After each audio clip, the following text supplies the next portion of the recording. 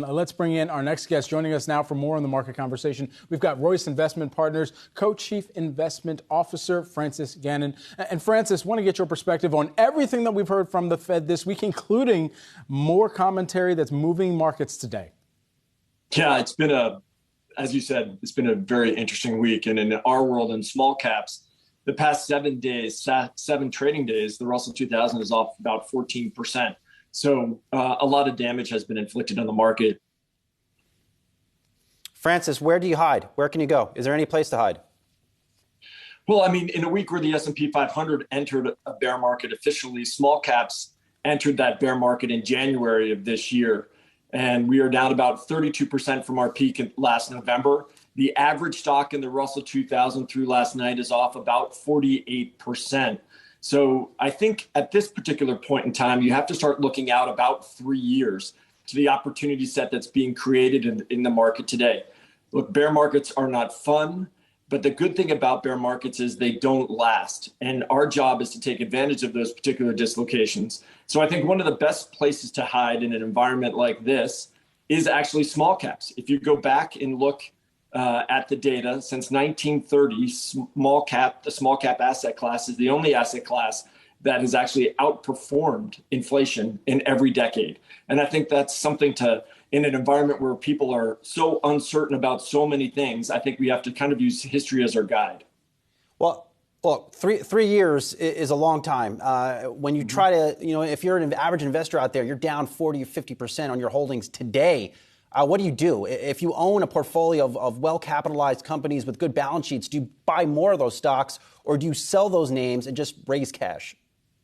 So in my opinion, in this particular moment in time, with so much damage being inflicted in the market already, if you can find high-quality companies within the small cap asset class, this is a time to actually high-grade your portfolio to add to those particular names. You've been living in a market for a period of time that is so focused on kind of those top end in terms of market cap, and that's unwinding, and we're seeing that. And then for all intents and purposes, those stocks, I think, could actually be the ATM of the market for a period of time, where other markets can benefit, and small caps are clearly going to be one of those areas.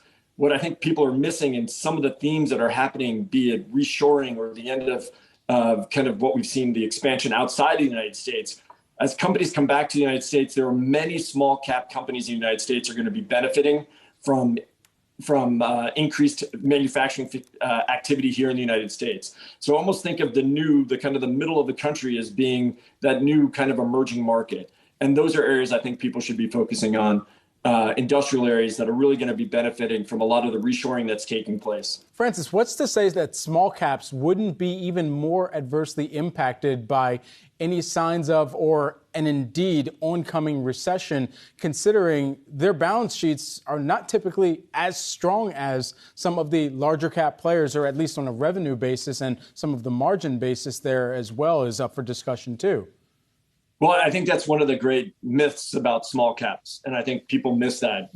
Yes, 43% of the index doesn't have any earnings at the end of the first quarter of this year. So a big swath of companies don't even make any money.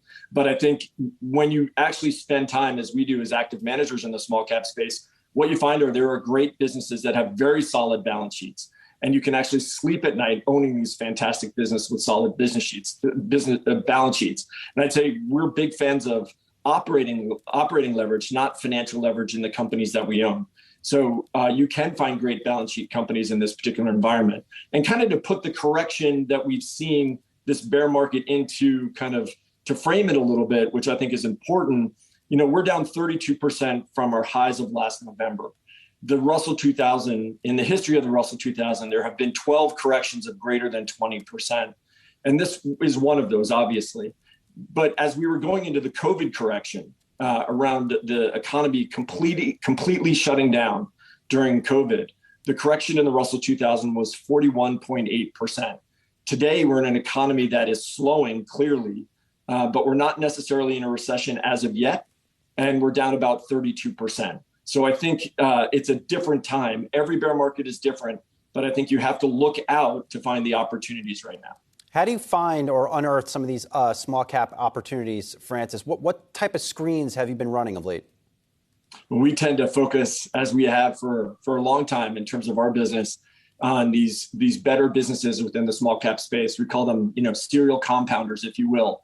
And so we look for companies that have very high return on invested capital. We look for companies that generate, actually not only have earnings, but generate a lot of free cash flow and have the ability to return that free cash flow to shareholders. And so in looking at businesses like we have for a long period of time, we unearth these wonderful businesses and can hold on to them for 3 to 5 years. And that's kind of our goal as an active manager in this environment. We've lived in an environment where zero interest rate policies, those long duration assets have clearly benefited from valuation wise, at least from what has happened. And now I think as that pivots away from those, long duration assets, you're going to see within the small cap space, I think real businesses, and it's kind of strange that you have to say this, but real businesses with real cash flow, with real earnings, that is where the market is really going to gravitate. Okay, so which sector within small caps particularly are you focusing on there? Yeah, sure. Mentioned a couple here. One is industrials. I think industrials is a wonderful place to find opportunities over the next several years. Today, I would focus on information technology. And when I talk about information technology, I don't mean the sexy part of information technology.